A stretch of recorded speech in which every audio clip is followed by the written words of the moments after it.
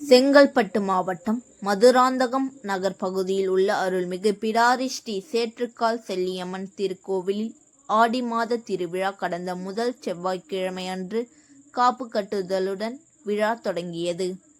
இதனைத் தொடர்ந்து மூன்றாவது செவ்வாய்க்கிழமை அன்று அருள்மிகு பிடாரி ஸ்ரீ சேற்றுக்கால் செல்லியம்மனுக்கு சிறப்பு அபிஷேக ஆராதனைகள் செய்யப்பட்டு சந்தன காப்பு அலங்காரத்தில் ஸ்ரீ சேற்றுக்கால் செல்லியம்மன் பக்தர்களுக்கு அருள்பாலித்தார்.